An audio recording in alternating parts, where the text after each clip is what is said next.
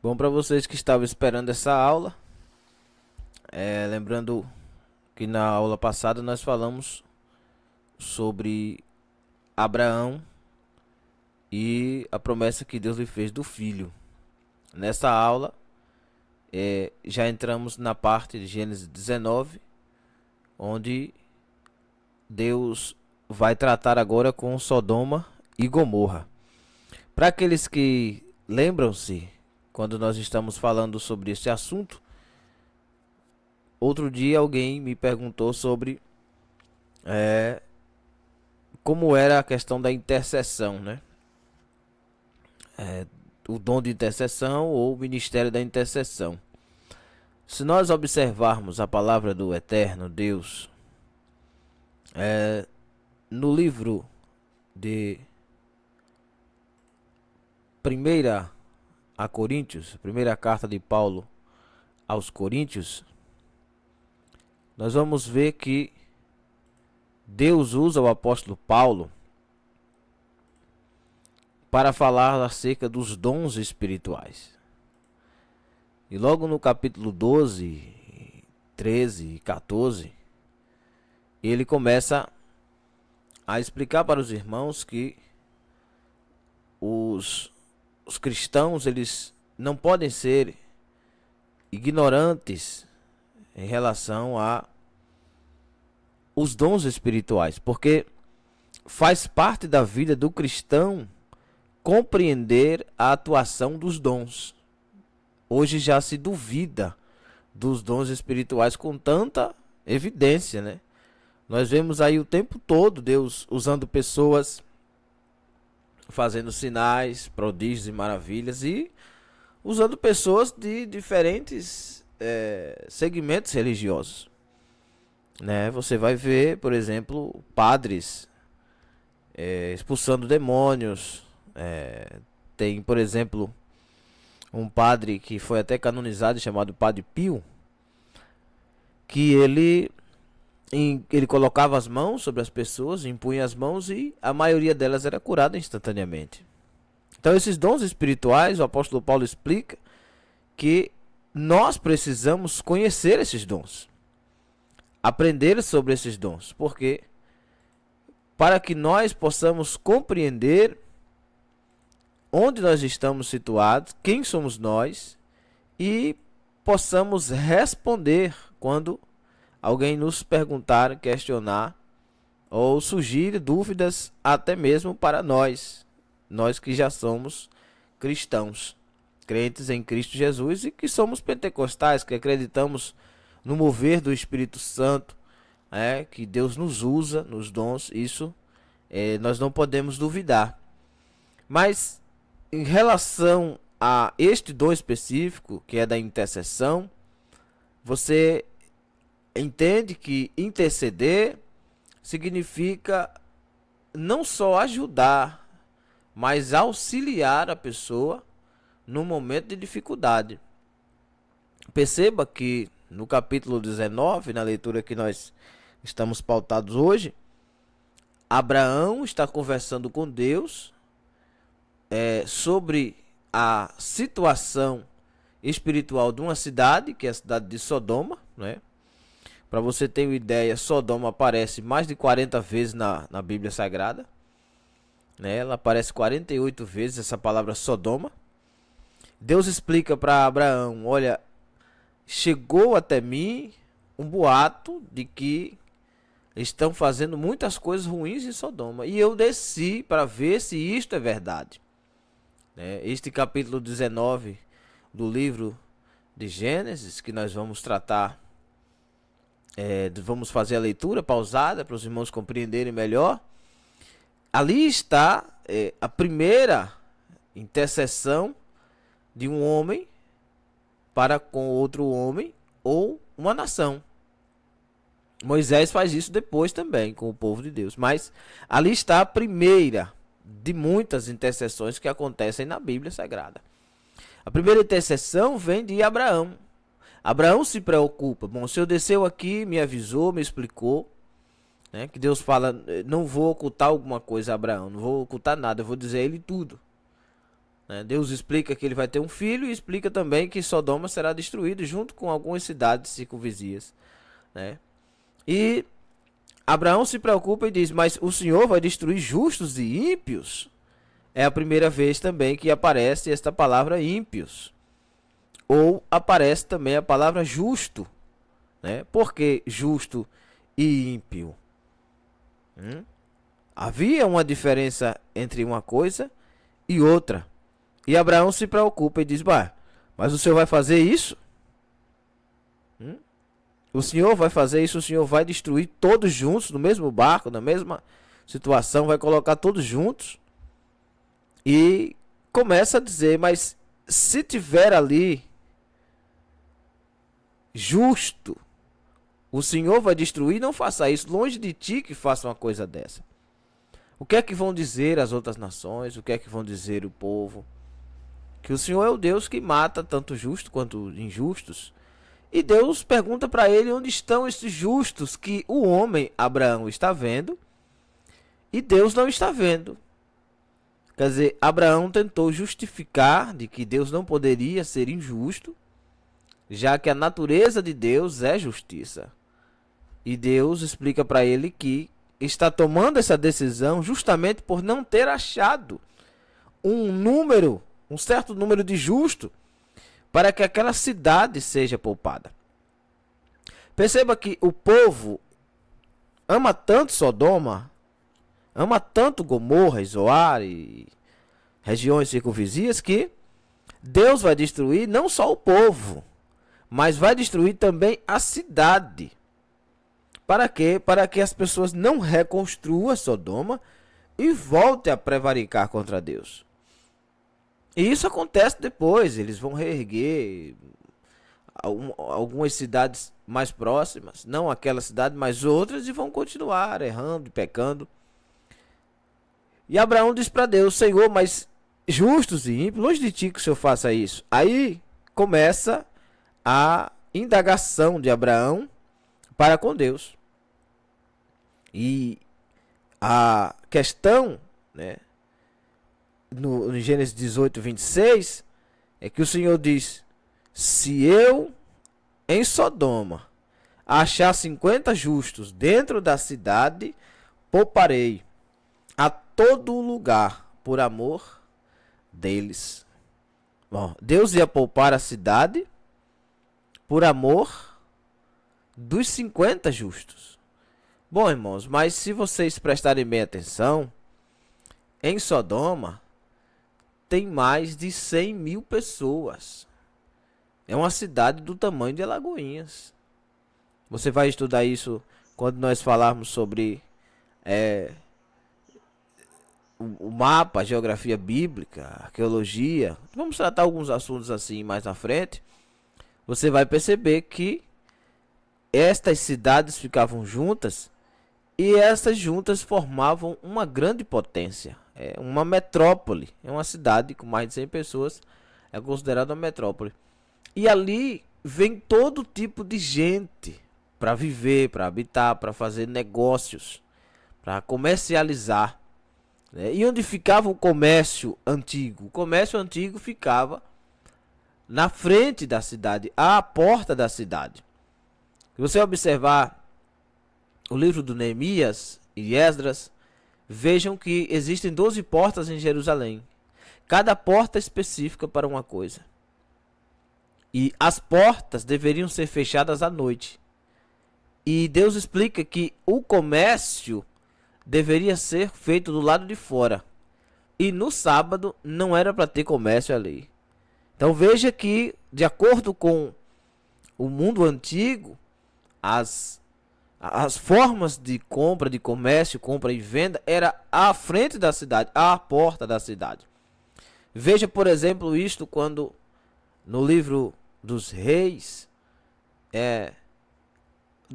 Eliseu, ele profetiza dizendo que à porta da cidade, né, a história dos 4 leprosos, à porta da cidade, no dia seguinte, 24 horas depois da profecia dele, as pessoas estariam comprando e vendendo por muito dinheiro. E justamente foi ali, à porta da cidade, que aconteceu o milagre, que Deus provou que as palavras do profeta não cairiam por terra. Então, essa porta da cidade é o lugar de comércio, é o ambiente de troca entre ímpios e justos. E observe que Abraão, quando Deus chega na casa de Abraão, Abraão está à frente da porta, né, da sua tenda.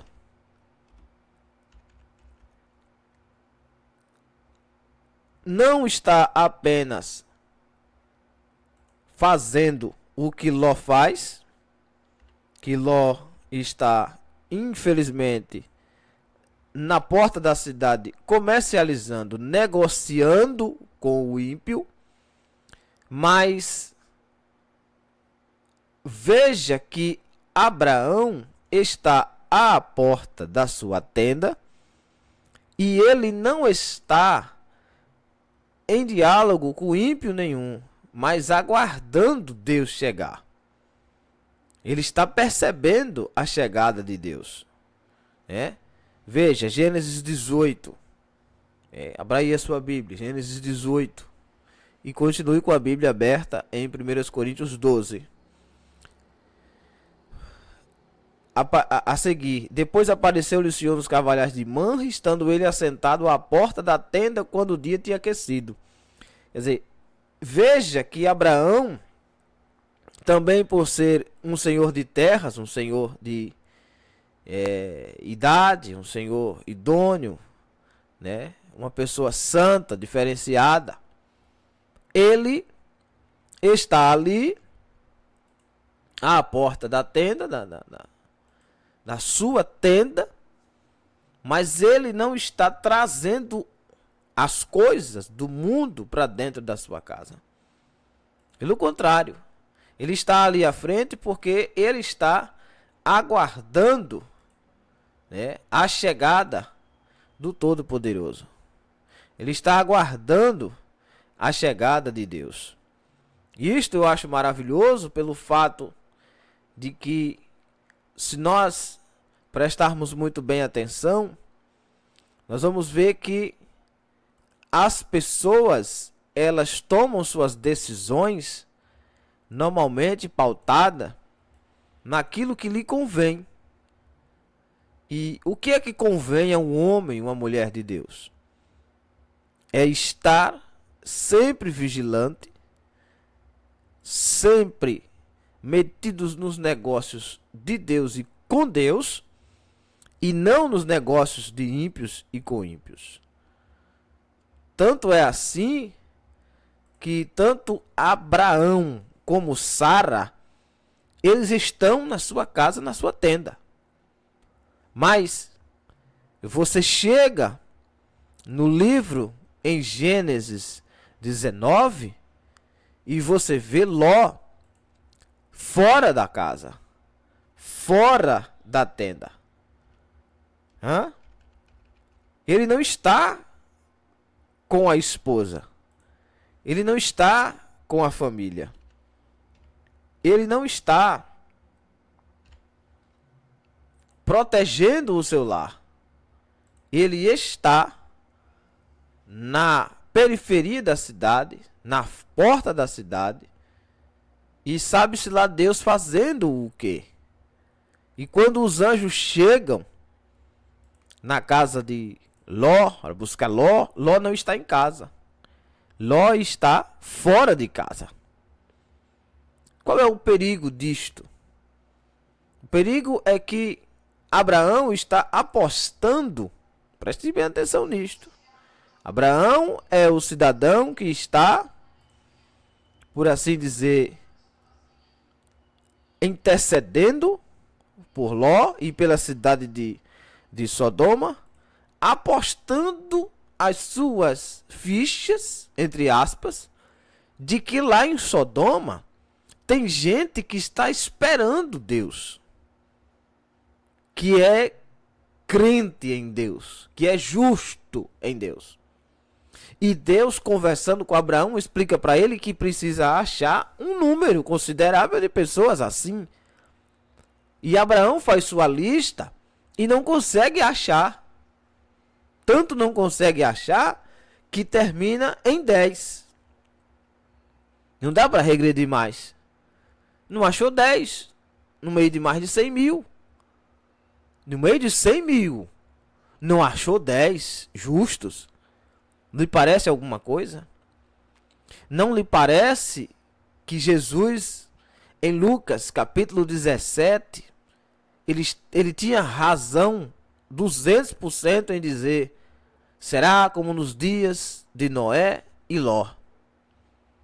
Lembrai-vos da mulher de Ló, porque o povo comia, bebia, plantava, colhia, só não casava e dava-se em casamento. Até que caiu fogo do céu, porque quando Ló saiu de Sodoma, caiu fogo do céu. Jesus citou este texto, explicando que os dias da vinda de Cristo seria tão ruim, tão difícil, tão apertado, que você já percebe, no meio de 100 mil, vão se encontrar um justo, porque a mulher de Ló desistiu. As filhas de Ló eram injustas, tanto eram injustas que saíram de Sodoma, mas Sodoma não saiu do coração delas e prevaricaram com o próprio pai, nascendo depois Moabe, que significa pecado. E um justo não pode parir pecado. Justo não pode propagar pecado. Cai-se em tentação, cai-se em pecado, erra, sim, peca, sim. Isto aí vem da carne, da razão humana, do descuido, do deslize. Mas não produzir pecado por aleivosia, por vontade própria, por querer fazer aquilo ali.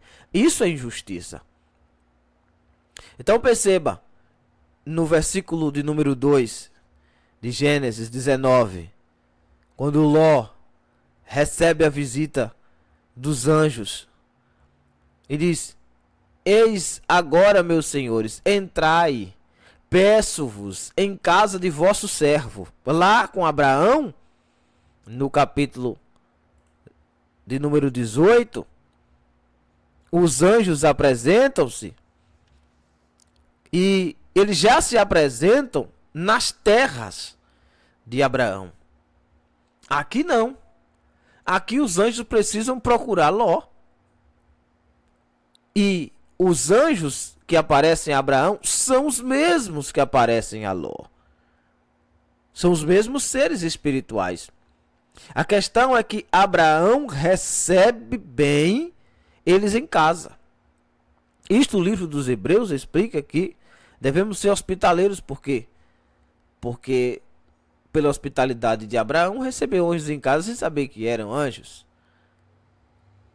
E em Gênesis 19, os anjos que se apresentam a Ló já chega em Sodoma à tarde. Lembre-se que ele está conversando, Deus está conversando com Abraão na forma de anjo, né? Teofania ali, Deus conversando com Abraão. Isso é quando o sol esquenta. E agora já de tarde, quer dizer, houve um diálogo ali, passou-se algumas horas, que Deus estava com Abraão, ele comeu, bebeu, aquela coisa toda, né? Fez aquela cerimônia. E agora já de tarde, os anjos vão procurar Ló. E o que é que diz a seguir do Gênesis 19? Que vieram os dois anjos a Sodoma à tarde e estava Ló assentado aonde? À porta de Sodoma. E ele consegue ver os anjos. Vendo-os, Ló levantou-se ao seu encontro, inclinou-se com o rosto em terra. Ele faz a mesma cerimônia que Abraão faz, no versículo 2 de Gênesis 18. Ele levantou os olhos e eis 3 varões estavam em pé junto a ele. Observe, 3 aparecem para Abraão e apenas 2 desce para falar com Ló. Por quê? Porque um ficou conversando com Abraão, né, fazendo a barganha de quem deveria se salvar e de quem deveria se perder. Veja a diferença entre aquele que Abraão imaginava ser justo e verdadeiramente aquele que é justo. Observe em Gênesis 18, 3. E disse: meu senhor, Se agora tenho achado aos teus olhos, rogo-te que não passes do teu servo. Isso Abraão falando com Deus. Perceba. No versículo de número 2 aparecem 3 varões. Está acompanhando? No versículo 3, Abraão disse, meu Senhor. Bom, apareceu 3. E Abraão não chama 3, meus senhores. Abraão diz, meu Senhor, se agora tenho achado graça aos teus olhos. Ó, se aqueles que não acreditam na Trindade, então precisa me explicar esse texto aqui. Porque o que está escrito aqui é que Abraão chama de meu Senhor. E é com letra maiúscula. Tá? Se agora tenho achado graça aos teus olhos, rogo-te que não passes de teu servo. Não vai embora. Não vai embora. Se o Senhor tem se agradado de mim, não vai embora. E Abraão é quem abre o coração para fazer a cerimônia. E ele vai dizendo, versículo 4, traga-se agora um pouco de água, e lavai os vossos pés, recostai-os debaixo desta árvore, e trarei um bocado de pão, para que esforceis o vosso coração, depois passareis adiante. Porquanto por isso chegaste até vosso servo. E disseram, assim faze como tens dito. Deus se agradou tanto de Abraão, que disse, não, é desse jeito que eu quero. É assim mesmo. Agradou-se. Primeiro, o que Abraão pede para que Deus faça, é que fique com ele. É que não vá embora, porque já está debaixo da tenda. Mas em Gênesis 19, pulando para Ló, é diferente. No versículo 2, Ló chega e diz, eis agora, meus senhores, viu? Senhores, os dois. Deus não desceu. Quem desceu foram os anjos. Entrai, peço-vos em casa de vosso servo. Ló se considera servo. E passai nela a noite, e lavai os vossos pés. Bom, cadê a comida? Não tem comida. Abraão oferece comida. Vou lavar os pés, vou lhe dar água e vou lhe dar comida. Mas Ló não. Lavai os vossos pés, de madrugada vos levantareis e eis vosso caminho. Abraão pede para que fiquem com ele. E aqui não, aqui Ló pede para que eles de manhã vão embora. E eles disseram, versículo 2 de Gênesis 19, guarda esse versículo, não o quê? Os anjos não aceitaram entrar na casa de Ló. É bem da verdade que eles precisam sair depressa, porque vai cair fogo do céu. Mas o que os anjos explicam aqui não é pela pressa do fogo que vai cair. Eles dizem, e eles disseram, Gênesis 19, versículo 2, não, antes na rua passaremos a noite. Meu irmão, tu já imaginou o que é Deus dizer, na tua casa eu não entro?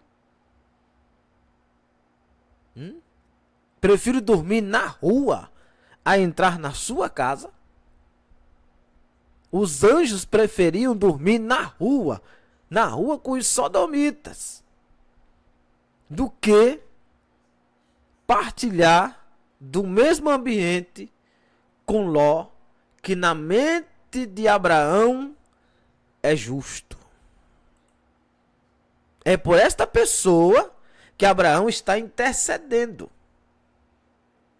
Por isso que eu sempre explico para os irmãos, vai interceder por alguém, primeiro você precisa conhecer a vida. Precisa conhecer a causa, motivo, razão, circunstância. Por que é que a pessoa está passando por aquilo? Para que você não pegue uma bomba chiando, uma granada na sua mão. Pegar problema dos outros para você é pegar uma granada de pino puxado, meu irmão. Sem você conhecer, Abraão está crente, abafando que lá embaixo em Sodoma tem uma família de crente que servem a Deus de verdade. Mas os anjos se recusam a entrar na casa de Ló. Por quê? Tem alguma coisa aí. que que na casa de Abraão eles sentaram, eles comeram, eles beberam, e aqui eles não querem nem entrar na casa? No versículo 3 diz: e porfiou com eles muito, tanto ele lutar para que os anjos entrassem na casa, e vieram com ele e entraram em sua casa. Por que que vieram com ele? Versículo 3 de Gênesis 18. Porque ele estava onde? Na porta, à porta da cidade. Os anjos precisaram chegar para tirar Ló daquele ambiente e levar ele para casa. Vieram com ele e entraram em sua casa. E fez-se-lhe banquete e cozeu bolos sem levedura e comeram. Os anjos aceitaram a hospitalidade. Veja que precisou uma insistência de Ló para que os anjos quisessem entrar na casa dele. Se humilhou, ele se colocou em terra, ele pediu e tal. Beleza. Perceba que Ló está fazendo, aparentemente, a sua parte no negócio. Versículo 4 de Gênesis 18. Gênesis 19. E antes que se deitassem, cercaram a casa os varões daquela cidade, os varões de Sodoma, desde o moço até o velho. Todo o povo de todos os bairros. Menino, isso aqui é muito pesado. Jesus explica que ele vem buscar a igreja nesses tempos. Quais tempos? Nos dias de Ló. E como estava o povo nos dias de Ló? O que o povo estava fazendo nos dias de Ló? Quem se apresenta aqui? Se apresenta os varões daquela cidade. Que cidade? Gomorra, Sodoma, né? Cidade de Sodoma. E no versículo 4 diz que todos os varões daquela cidade cercaram a casa de Ló, desde o mais moço até o velho, de criança a velho, de todos os bairros, todo o povo de todos os bairros, todo o povo de todos os bairros da cidade de Sodoma, tudo que era varão, eram gays, não eram heterossexual. Não parece que tem alguma coisa aí alusiva aos nossos dias? Se você observar o comportamento de certas crianças, você vai ver que já nasce, já cresce com alguns traços ou adquire traços que levam a crer que essa criança será uma criança homoafetiva. E se você observar o mundo que nós estamos vivendo, não precisa muita coisa, basta você dar um clique no Google e você vai ver pessoas que nasceram heterossexuais, casaram, tiveram família, constituíram família, tiveram filhos, alguns até netos.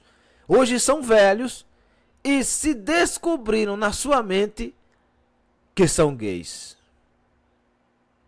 Isso é sodomia. Quando você ver a palavra sodomia, não é só relacionado à relação sexual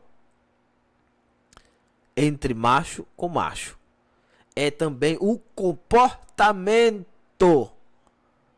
Por isso que em Apocalipse, de número 22, diz que os sodomitas não entrarão no reino dos céus.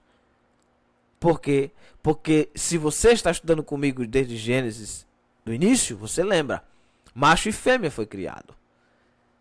E o homem deturpou tanto esta, como é que se diz, criação de Deus,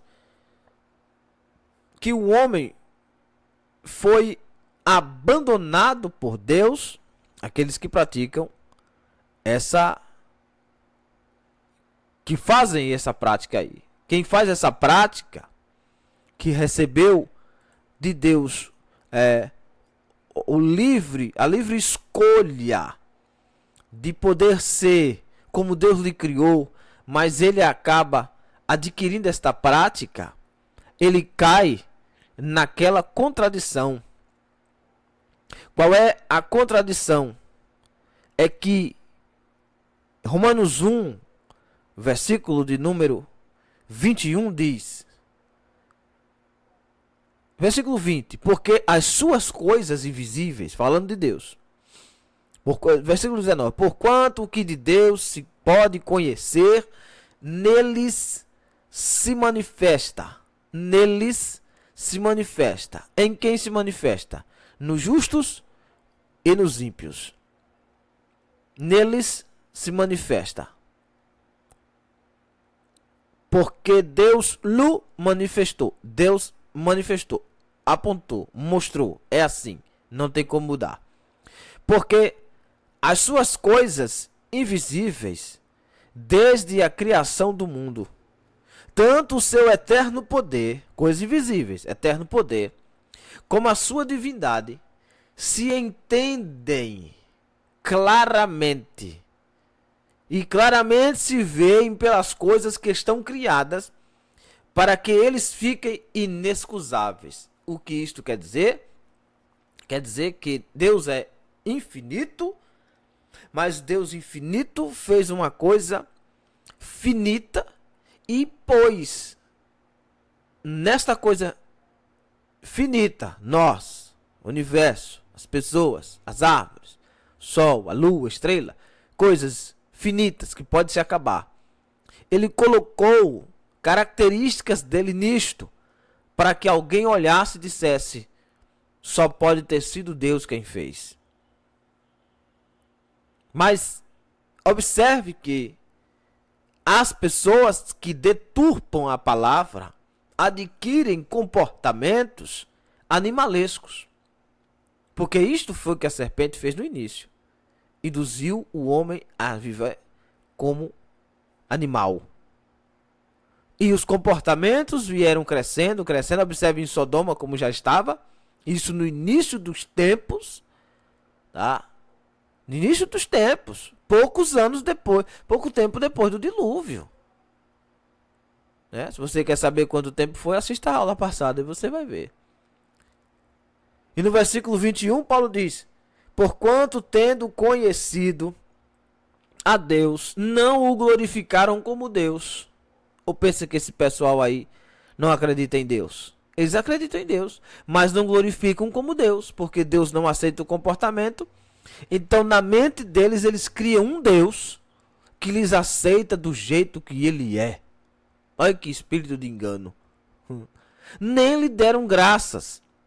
Antes, em seus discursos, se desvaneceram e o seu coração insensato se obscureceu. Quer dizer, de tanto eles falarem aquilo, desceu para o coração e ficou escuro. Mas na mente deles, eles são crentes, são cristãos. Hoje já tem igrejas para essas pessoas. Eles já criaram, já fundaram igrejas. Hoje tem cultos. Hoje eles já falam línguas estranhas. Estranhas aqui com I. Tá? Não é com E, não. Aqui é estranha com I. É coisa estranha mesmo. E ai de ti que diga que não é de Deus. Lá eles já estão apacentando-se a si mesmo. E daqui uns dias estarão aos púlpitos dos pentecostais, porque isso vai virar normal. Você não pode mais falar mal, você não pode criticar. Este é o tempo em que Cristo disse que vem buscar a igreja. Tempo em que Sodoma e Gomorra estaria contaminando o mundo. Não a cidade, que não tem nada a ver, mas as pessoas que lá estão. Então o povo obscureceu o coração. E aí versículo 22 diz o seguinte: dizendo-se sábios, tornaram-se loucos. Isto, Romanos 1, 22. O que o apóstolo Paulo está falando? A carta de Paulo aos romanos. Porque justamente aos romanos, quem lembra, eu já expliquei aqui outra aula, os cultos em Roma eram as divindades pagãs. Tanto as divindades criadas pelos gregos, Zeus, Hades, Atena, aquela geração toda, quanto cultos ao próprio corpo. É justamente isso. Eles faziam relações sexuais ao ar livre. Aquilo era um culto para eles. Né? Eles faziam bacanais. A palavra bacanal vem de Baco, que é o deus do vinho. Este carnaval que você vê hoje já existia em Roma. Carnaval ao ar livre. As pessoas nuas saíam pela rua jogando ovos. As pessoas ficavam nas janelas acreditando que aquele povo nu, eles recebiam uma orientação espiritual por aquele povo que estava ali. Eles viravam mártires quando morriam. Era uma divindade, uma adoração, uma idolatria ao corpo. Aí Paulo escreve a carta explicando para eles que isso aí é loucura. Versículo 22. Dizendo-se sábios, tornaram-se loucos. Eles se acham sábios. Você não vem me dizer que você vai encontrar um desses aí que são à toa, são besta. Não, todos são sábios. Mas só que para Deus são tudo louco, porque Deus disse que pega o louco na sua loucura e o sábio na sabedoria. E o problema é que nessa loucura, versículo 23, mas não é loucura de insanidade mental, não. Aqui é loucura de comportamento. De que eles deveriam mudar, mas não mudaram. Deveriam seguir a orientação de Deus, mas não seguiram.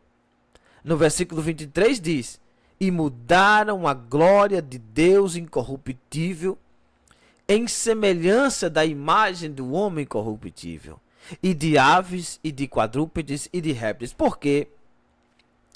Porque você já viu em algum lugar algum animal se comportar assim. Você já viu algum animal que se comportou de forma errada. Porque o animal não sabe discernir entre o macho e fêmea. Ele sabe discernir na vontade sexual dele. Se você pegar, por exemplo, os macacos têm uma tradição deles de que eles vencem as brigas através do sexo. Se você não sabe disso, dê uma pesquisada aí, você vai ver que a luta entre alguns chimpanzés, né? Alguns grupos de chimpanzés é assim. Vence quem consegue dominar o outro de forma sexual. Macho e macho. As fêmeas também lutam assim. Mas isto aqui é o quê? Isto são animais irracionais que estão fazendo comportamentos. Não é pecado porque eles não sabem o que estão fazendo. Então o apóstolo Paulo explica que eles estão mudando a ordem natural das coisas, fazendo-se animais. Mas essa desculpa não cola com Deus. E por que não cola com Deus? Porque Deus sabe que eles não são loucos. Deus sabe que o que eles estão fazendo ali é atraindo a ira de Deus. Aí disse João capítulo 3, versículo 36. Grave esse versículo aí. Porque aqueles que passaram da morte para a vida somos nós que aceitamos o Filho. Quem tem o Filho tem a vida. Mas quem não tem o Filho, a ira de Deus permanece sobre ele. Por quê? Porque são filhos da desobediência.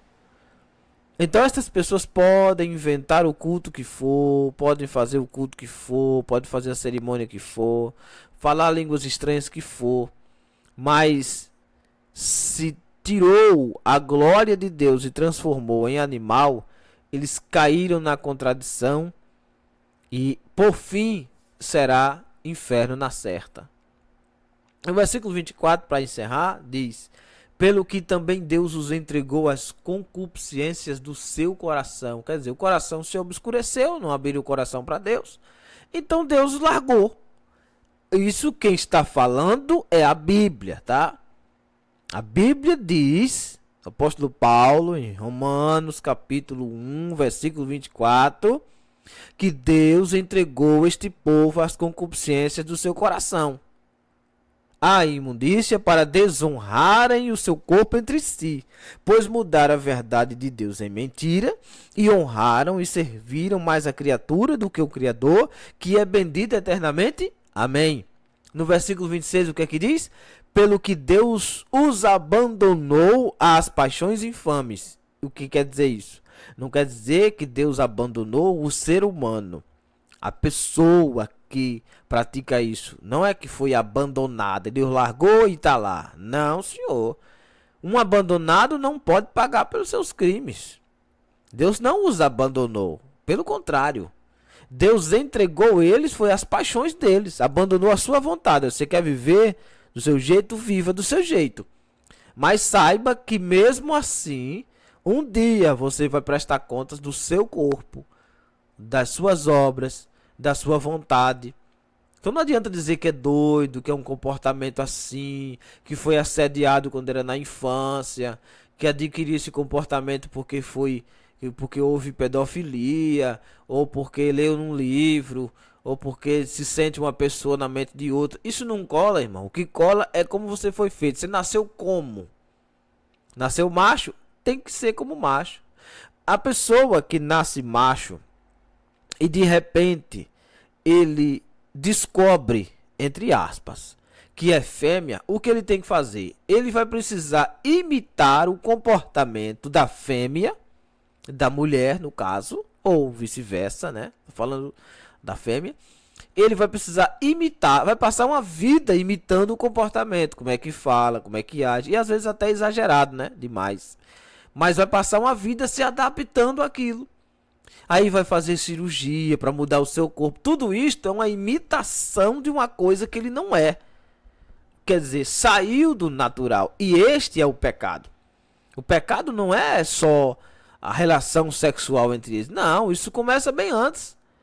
Começa quando a pessoa não aceita quem Deus fez ele, ou como Deus o fez. Aí começa aí. Então, não, o que é mais fácil? Você se adaptar no corpo que você já tem? Destruir suas vontades, quebrar o seu eu, nascer de novo, nascer da água do Espírito, né? Ou você passar uma vida imitando um comportamento que não é seu? E no final da vida, quando se encontrar com o papai, na ressurreição do último dia, como é que o corpo vai vir? Do mesmo jeito que nasceu, para poder entregar as obras a Deus. Então, meu irmão, se alguém estiver escutando este áudio e teve um comportamento assim, espero que isso fique no passado, porque não tem desculpa. Aí Paulo diz, pelo que Deus abandonou as suas paixões infames, versículo 26 de Romanos 1. Porque até as suas mulheres mudaram o uso natural, no contrário à natureza. E semelhantemente também os varões, deixando o uso natural da mulher, se inflamaram em suas sensualidades uns para com os outros, varão como varão. Cometendo o quê? Torpeza. Você sabia o que é torpeza? Não sabia, vai saber agora. Torpeza, e recebendo em si mesmo a recompensa que convinha ao seu erro. Recebendo em si mesmo, quer dizer, não adianta dizer, não, eu aprendi com fulano, que foi Beltrano, a culpa é de ciclano. Bom, cada um vai pagar pelos seus próprios erros. E como eles não se importaram de ter conhecido Deus, eu espero que você esteja lendo a Bíblia aí, né? Para depois não dizer que eu estou inventando essas palavras aqui. Mas isso está escrito há quase 3.000 anos, irmão. E como eles não se importaram, versículo 28, de ter conhecimento de Deus, assim Deus os entregou a um sentimento perverso, para fazerem coisas que não convêm. Quer dizer, Deus não está mais importando com o que eles fazem ou deixam de fazer. Deus já decretou o dia e hora em que isso vai acabar. Estando cheios de toda iniquidade, prostituição, malícia, avareza, maldade, cheios de inveja, homicídio, contenda, engano, malignidade, sendo murmuradores, detratores, aborrecedores de Deus, injuriadores, soberbos, presunçosos, inventores de males, desobedientes ao pai e à mãe, nécios, que significa louco, infiéis nos contratos, sem afeição natural, irreconciliáveis, sem misericórdia, os quais, conhecendo a justiça de Deus, qual a justiça de Deus? Entre parênteses, que são dignos de morte, os que tais coisas praticam. Quem está dizendo isso? A Bíblia. Não somente as fazem, mas também consentem aos que a fazem. E agora, irmão? Eles não só fazem isto, eles consentem também. Perceba, onde é que Abraão foi amarrar o jumento dele? É por este povo aqui que Abraão está intercedendo, dizendo: ah, Senhor, lá em Sodoma o Senhor vai achar lá 50 justos. 50 justos em Sodoma? Mas só que não. Que quando Abraão está conversando com Deus, os anjos descem em Sodoma. O que é que os anjos encontram lá? Encontra um justo apenas. Né?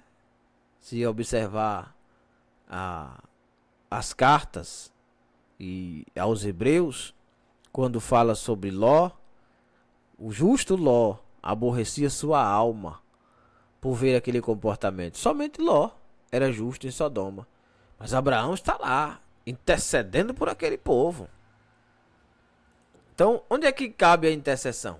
1 Coríntios 12, Paulo fala: você não pode ser ignorante aos dons espirituais. Você precisa aprender primeiro que dom Deus te deu, para depois você aprender como usar, irmão. Tem gente que chega na igreja falando línguas estranhas que não é a língua dele. Ele aprendeu ali num culto, falaram lá, ele achou bonito, ele sai falando. Não entende nada, não sabe de nada. Ah, não dá para entender. Não dá para entender. Mas você vê que aquela língua ali é forçada. Primeiro você tem que compreender o que é o dom espiritual. Depois você sai exercendo. Tem gente que não sabe o que é dom de profecia, mas o tempo todo tá lá profetizando na igreja. Como é que é isso aí, irmão? Se você não sabe o que é profecia, como é que você vai sair profetizando à torta e à direito? Tem que aprender. E tem que aprender também que cada pessoa que usa o dom espiritual será cobrado por Deus um dia, né? Deus não é menino, como dizia meu pai. Deus não é menino. Deus é o ser supremo. E cada pessoa que recebeu o dom tem que ter responsabilidade com os dons. Tá certo? Eu quero encerrar essa aula de hoje relembrando a vocês o seguinte: que quando o apóstolo Paulo está explicando sobre os dons, não está explicando para os ímpios. Observe o que ele diz. Acerca dos dons espirituais, não quero, irmãos, que sejais ignorantes. Paulo sempre usa essa palavra, né? Vós bem sabeis que eres gentios, levados aos ídolos mudos, conforme eles eram guiados. Porquanto vos quero fazer compreender que ninguém que fala pelo Espírito de Deus diz: Jesus é anátema. E ninguém pode dizer que Jesus é o Senhor, senão pelo Espírito Santo. Ora, há diversidade de dons, quer dizer, existe diversidade de dons, mas o Espírito é o mesmo. E há diversidade de ministérios, mas o Espírito é o mesmo. O Senhor é o mesmo. Há diversidade de operações, mas é o mesmo Deus, que opera tudo em todos. Mas a manifestação do Espírito é dada a cada um para o que lhe for útil. Observe a palavra aqui, útil. Deus dá o dom de acordo com aquilo que é útil. Você vai utilizar no dom de acordo com o que Deus te dá para o que seja útil. Se não é útil, Ele não vai te dar. Porque a um pelo Espírito é dada a palavra da sabedoria. Observa os dons. Ao outro pelo mesmo Espírito, a palavra da ciência. Duas coisas diferentes. Depois a gente vê isso. E ao outro pelo mesmo Espírito, a fé. Ao outro o dom de curar, operação de maravilhas, outro profecia, outro dom de discernir os espíritos. E a outro a variedade de línguas. E a outro a interpretação das línguas. Mas um só é o mesmo Espírito, que opera tudo em todos, repartindo particularmente cada um como quer. Que assim como o corpo é um e tem muitos membros, e todos os membros, sendo muitos, são um só corpo, assim é Cristo também. Pois todos nós fomos batizados em um Espírito, formando um corpo, quer judeus, quer grego, quer servos, quer livre, todos temos bebido de um Espírito. Porque também o corpo não é só um, mas muitos. Não é só um membro, mas muitos. Bom, perceba que o apóstolo Paulo, ele está explicando aos irmãos que existe uma variedade de coisas na igreja, né? De dons, de atribuições, né? Que Deus dá a cada um. Aí, no versículo de número 27 e 28, prossegue. Ora, vós sois o corpo de Cristo, e seus membros em particular. E a um pôs Deus na igreja, primeiramente apóstolos, segundo lugar profetas, em terceiro doutores, depois milagres, depois dons de curar, socorros, governos, variedade de línguas. Que vem a ser governos? O que vem a ver socorros? Dom de curar você sabe o que é. Milagres você sabe, doutores, profetas. Mas esse socorro aqui, ele entra em várias instâncias. Primeiro é que esse socorro é aquele momento em que alguém precisa e você vai lá e lhe auxilia. Isto é socorro. Certo? Outro sim. O socorro, ele vem através também da oração de quem está fazendo. Sabe, quando você está na igreja e Deus lhe mostra algo ou alguém, às vezes você nem sabe quem é. Às vezes você nem sabe quem está na sua mente naquele momento. Mas você é convidado por Deus a orar por aquela pessoa. E Deus vai lá e intervém na causa da pessoa e lhe dá a vitória. Você socorreu aquela pessoa. Você é o socorrista. É você que é a pessoa que está sendo usada por Deus para socorrer aquela cidadã, aquele cidadão naquele momento. Certo?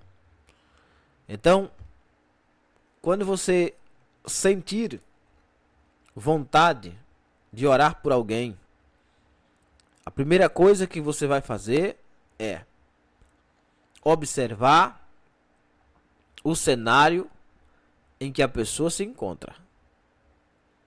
O que é isto? Como está a vida dela? Onde ela está situada? O que ela está fazendo para que você ajude esta pessoa intercedendo por ela? Será que esta pessoa não foi abandonada por Deus nas suas paixões? Perceba que em Romanos 1, Paulo não está dizendo que ele vai orar pelos romanos. Não. Pelo contrário, Paulo está dizendo que este povo foi abandonado, tá? Esse povo foi abandonado. E se eles foram abandonados por Deus, Deus também não vai enviar alguém lá para que ore por aquele povo, porque não vai ter resultado. Se nós observamos a Bíblia Sagrada, nós veremos que muitos profetas foi proibido de interceder pelo povo. Por quê? Porque o povo realmente era rebelde. Se nós não observarmos as pessoas antes de entrarmos em uma batalha espiritual junto com elas, nós vamos nos enfraquecer. Por que vamos enfraquecer? Observe o que diz em Jeremias 14. Preste bem atenção, para você não cair no conto do vigário. A pessoa se apresenta para você, se aparece, olha, ore por mim, porque eu estou precisando de uma ajuda espiritual e tal, aquela coisa toda. Mas quando você vai ver realmente, aquela pessoa não está fazendo com que Deus, né, possa usar de misericórdia com aquele povo, né? Esse texto de Jeremias 14 é um texto tremendo, porque se você ler o texto todo, você vai perceber que o povo estava acreditando nos falsos profetas. No versículo 14 diz que apareciam muitos falsos profetas no meio daquele povo. E o povo acreditava nos falsos profetas, mas não acreditava no verdadeiro profeta, que era Jeremias, né? Lá atrás, no capítulo 7, né, de Jeremias 7, no versículo 16 até o 28, olha o que diz. Olha. Tu, pois, né? Tu, pois, não ores por este povo. Vou até grifar aqui para você ver. Não é para orar por este povo. Nem levantes por ele clamor ou oração. Nem me importunes, porque não te ouvirei. Não vês tu o que andam fazendo nas cidades de Judá e nas ruas de Jerusalém? Os filhos apanham a lenha, os pais acendem o fogo, as mulheres amassam a farinha, para fazer bolos à deusa chamada Rainha dos Céus, e oferecem libações a outros deuses para me provocarem a ira. Acaso é a mim que eles provocam a ira, diz o Senhor? E não andes a si mesmo para a confusão dos vossos rostos? Portanto, assim diz o Senhor Jeová: eis que a minha ira e o meu furor derramarei. Se derramarão sobre este lugar, e sobre os homens, e sobre os animais, e sobre as árvores do campo, e sobre os frutos da terra, e acender-se-á, e não se apagará. Porque o Senhor dos Exércitos está falando. Bom, aprenda com isto. Vai interceder, primeiro você precisa conversar com Deus. Senhor, é para eu orar por esta pessoa? É para eu entrar junto com ela nesta peleja? Peça para que Deus lhe mostre a vida dela. Como está a vida dela, Senhor? Me pediu oração, pediu para que eu vá junto. Mas como ela está? Ela está fazendo a parte dela ou está provocando a sua ira? Porque senão você vai entrar em julgo desigual. Se você entrar em julgo desigual, você vai pegar para si um problema muito sério. Qual é o problema? 2 Coríntios 6,14, olha o que diz, olha. O jugo desigual é você amarrar um jumento com um boi. Quem que vai pegar mais peso? É lógico que é o jumento. Por quê? Porque o boi é mais alto. E por ele ser mais alto, ele vai levantar o peso todo. E no caso, o boi aqui é o atribulado. Você que é o jumento, vai lá, se coloca debaixo daquele jugo, né? Daquela canga, aquela cangaia. E quando o boi levanta, você que é aquele jumentinho que entrou ali para ajudar, de cobaia. Quando ele levantar o peso, você vai sofrer sozinho. E você vai ver que a pessoa vai estar lá com a vida dela como se nada tivesse acontecido. Versículo 14, Paulo diz: não vos prendeis, vos prendais, né?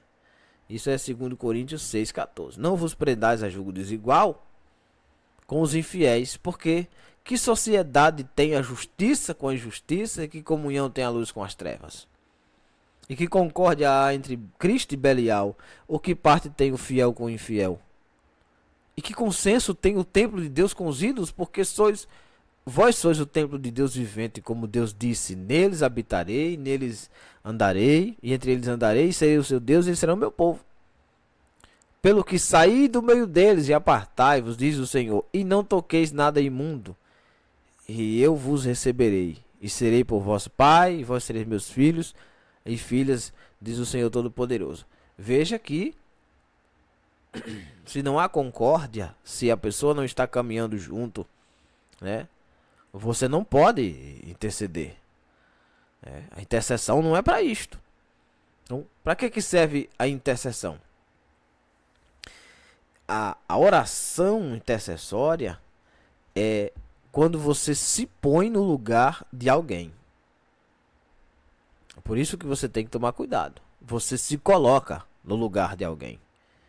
E quando você se põe no lugar de alguém, você entra para conversar com Deus sobre aquela pessoa. Você intervém. Então, problemas espirituais, ataques espirituais que viriam para aquela pessoa, virá para você, né? Quem não se lembra quando Pedro está pregando, expulsando os demônios, e o demônio vai pedir, né, para cirandar, né, para cirandar com Pedro e peneirar como se faz um trigo, né? Vou ler esse texto aqui para vocês, Lucas 22, 31 a 34. Porque Pedro está pregando, fazendo a obra de Deus, né? Pedro é um homem de Deus. Mas veja que Pedro ainda não é uma pessoa preparada para fazer aquele tipo de obra. Pedro não é alguém que está pronto, né, para assumir a responsabilidade espiritual de lutar por alguém. Versículo 31, olha o que diz. Disse também o Senhor: Simão, Simão, eis que Satanás vos pediu para vos cirandar como trigo. Mas eu roguei por ti. Olha como é a intercessão. O diabo chega para Jesus e pede para que Deus permita que ele faça como fez com Jó. Faça como fez com Jó. Cirandar, peneirar, fazer a baderna, né? Como o trigo, jogar para cima e sacudir. Às vezes era assim feito, como faz com o feijão. Às vezes era batido com o cacete. Isso é cirandar, isso é peneirar, irmão. Você sabe o que é peneirar. É coisa ridícula, é coisa horrorosa, horrenda. Aí Jesus diz no versículo 32 de Gênesis 22: Mas eu roguei por ti para que a tua fé não desfaleça, e tu, quando te converter, e confirma teus irmãos. Eita, Jesus. Por que Deus não permite que ele caia, que o diabo toque nele? Por quê? Porque ele não consegue segurar a barra. Ele não vai conseguir aguentar até o final. Pedro não está preparado para interceder por ninguém. Pedro não está preparado para pegar uma carga espiritual. Por quê? Porque o diabo está armando para ele. E Jesus, quando ele manda os servos irem, não é para que eles voltem se gabando de ter poder sobre as trevas. É para que eles voltem felizes por ter o nome deles escrito no livro da vida. Quer dizer, para eles se contentar com a salvação. É para eles ficarem felizes por estar salvos. E não para que eles se gabem de ter vencido o diabo e não sei o que, aquela coisa toda. Não. Não é para isto. O dom espiritual não é para isto. Tem gente brincando com o inimigo por aí, chamando ele para guerra, para peleja, eu te desafio e essa coisa. Sai de faixa, irmão. Sai fora disso aí. Tu não aguenta, não. Esse cidadão aí, só Cristo que consegue vencê-lo. E diz mais, ele lhe disse, Senhor, estou pronto a ir contigo até a prisão e a morte. Mas ele disse, digo-te, Pedro, que não cantará hoje o galo antes que 3 vezes negue que me conheces. Por que isto? Porque Pedro não está pronto mesmo. Pedro não está preparado. Ele acha que está preparado, mas não está. Se Jesus abre mão e diz, pode tocar nele, a decepção ia ser grande, porque Pedro não ia conseguir resistir. Tanto é que Jesus explica, você não está preparado. Você não se converteu, você ainda não é crente. Roguei por ti, porque para que o inimigo não toque em você. Então, o que é essa intercessão? Pedro é alguém que é um novo convertido, está fazendo a obra de Deus, está lutando contra o inimigo, lutando contra a sua natureza, tentando fazer o que é certo. A bem da verdade é que é um cara afoito, uma pessoa que fala muito, mas é um homem de Deus. É alguém que está caminhando na fé. E quando o inimigo vem atingir, vem querer atingir, Jesus intervém. Jesus roga. Jesus intercede. Jesus entra no meio. Jesus intercede porque para que Pedro não desfaleça, não morra, não se destrua, para que o inimigo não o mate. Então, é assim que nós precisamos fazer. Aprender com Jesus. Começar a interceder por aqueles que já estão caminhando, que já estão lutando. Por quê? Porque eles, estando bem, firme na fé, também farão a mesma coisa. Também vão levantar alguém, também vão ajudar alguém, né? Eles estarão na linha de frente de batalha. Então, por que Jesus ele intercede por Pedro? Porque Pedro é alguém que está lutando para mudar de vida. Você já leu Atos capítulo de número 12? Eu estou citando o texto de Jesus porque Jesus é o nosso modelo. Mas nós podemos usar Atos dos Apóstolos, né? Abra aí sua Bíblia. Em Atos capítulo de número 12. O que é que diz Atos 12? Por aquele mesmo tempo, o rei Herodes estendeu as mãos sobre alguns da igreja para os maltratar. E matou a espada Tiago, irmão de João. Tiago já morreu, já foi morto, já foi embora. Isso aí, tchau e bênção. E vendo que isso agradara aos judeus, continuou mandando prender também a Pedro. E eram os dias dos asmos, perto da Páscoa. É tempo de Páscoa ali, de comer os pães amargos e tal, para lembrar do tempo no Egito e tal. Então Pedro está preso. Pedro preso, né? No versículo 4 de Atos 12 diz: havendo-o prendido, encerrou na prisão, entregou a 4 quartetos de soldados, 16 soldados cuidando do cidadão só, querendo apresentá-lo depois da Páscoa, né? Que ele ia fazer como fez com Jesus, né? Fizeram com Jesus, apresentar ele ali, fazer aquele negócio todo, mas só que depois da Páscoa, porque por ocasião a Páscoa era costume, você sabe, você lembra disso, soltar alguém, mas ele não quer soltar, ele realmente quer matar, então ele vai apresentar o povo depois da Páscoa, para que não haja aquela história de novo de ter que se liberar alguém. Pedro, porém, era guardado na prisão, mas a igreja fazia contínua oração por ele a Deus. A igreja está intercedendo pelo pastor dela, Pedro. E quando Herodes estava para fazer ele comparecer nessa noite, estava Pedro dormindo entre 2 soldados ligados por cadeias, e os guardas diante da sua porta guardavam a prisão, né? Aí veio o anjo do Senhor e tal. Isso fica para outro tempo, para outra hora, para outro dia de estudo. Então, veja que a igreja vai interceder pelo pastor dela, pelo povo que está ali, né? Pelo povo de Deus que está à frente da obra. Então, você quer começar a interceder? Comece fazendo isto. Interceda por alguém que já está fazendo a obra. Na próxima aula eu vou falar sobre oração.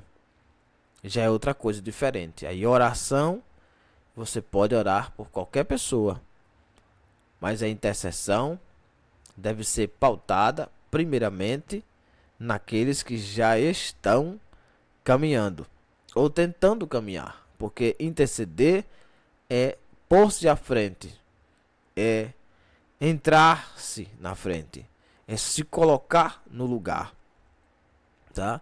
Um desses textos você vai ver em Samuel, né?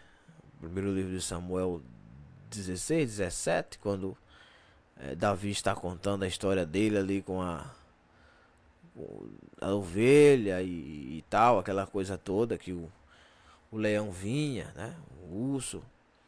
E quando ele está contando, ele explica o seguinte, que o urso ou o leão, quando vinha para tentar matar a ovelha, ele se colocava à frente, se colocava no lugar, né? 1 Samuel 17, 37. O Senhor me livrou da mão do leão e do urso, né?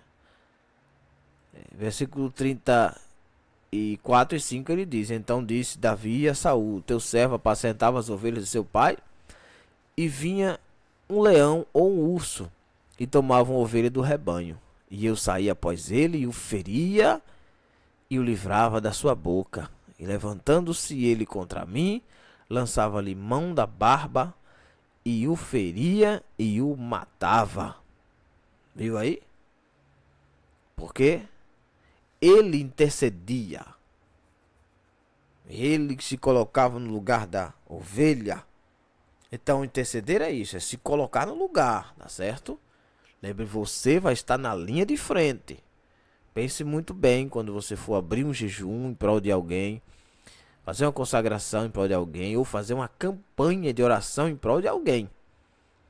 O leão e o urso vai se levantar contra você, porque você está se pondo no lugar da pessoa, atravessando a frente, né? Como se a pessoa fosse ser atropelada e você se atravessasse à frente. Então fique esperto, preste atenção, cuidado. Não vai, como diz o outro, de peito aberto, não. Te reveste primeiro, vai lá em Efésios 6, aprende o que é aquilo ali. Aprende como são as armaduras, como é o revestimento de poder, para depois você sair por aí intercedendo pelo povo, tá certo? E Davi agora aqui vai interceder por toda Israel. E Saul apoia, vai lá meu filho, que Deus seja contigo. Vai-te embora e o Senhor seja contigo. No versículo 37, Saul diz isso. certo? Próxima aula vamos falar sobre oração e continuar a leitura de Gênesis 19. Mas foi necessário eu gravar esta aula aqui sobre intercessão para que vocês compreendam um pouquinho, né? Depois a gente vai aprimorando mais a questão da intercessão, certo? Próxima aula eu vou trazer aqui os exemplos de todos os que na Bíblia oraram, para que vocês compreendam como foi a oração e como deve ser feita a oração, tá bom? Então, daqui a pouco a gente volta, né, a nossa próxima aula.